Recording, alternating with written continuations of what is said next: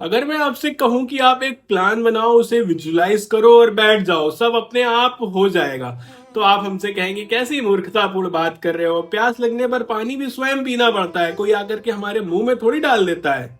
इसलिए कुछ भी प्राप्त करने के लिए कर्म तो करना ही पड़ता है, तभी कुछ होता है, ऐसे थोड़ी हो जाता है। हाँ, यह बात सुनने में आकर्षक तो लगती है, किंतु यह पूर्ण सत्य नहीं है। केवल आपके कर्म करने से ही आपको सब कुछ मिल जाए, ऐसा भी नहीं होता है। कर्म का विधान कुछ और ही गहरा है, इसे समझना पड़ता है। हम जो भी करते हैं वह केवल इस क्षण की इच्छा से नहीं होता। बहुत कुछ हमारे डीएनए, हमारे गुण, गोत्र, कुल, परंपरा, संस्कारों से प्रभावित होता है। यही कारण है कि हमारे कर्म भी 3 प्रकार से समझे जाते हैं: संचित, प्रारब्ध और क्रियमाण कर्म। यानी कि संचित कर्म वह कर्म है जो पिछले कई जन्मों से एकत्रित हुए हैं, जिनका फल मिलना अभी शेष है।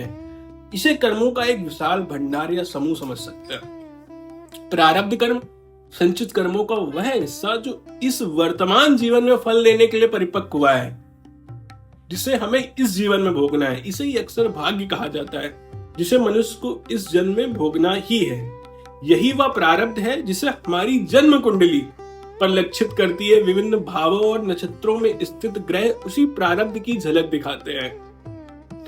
क्रियमाण कर्म यह वह कर्म है जो वर्तमान समय में हम कर रहे हैं। इनका फल या तो इसी जन्म में मिल सकता है या भविष्य के लिए संचित कर्मों से जुड़ जाता है, परंतु यह फल मिलेगा या नहीं, यह भी बहुत हद तक प्रारब्ध पर निर्भर करता है, इसी जन्म में।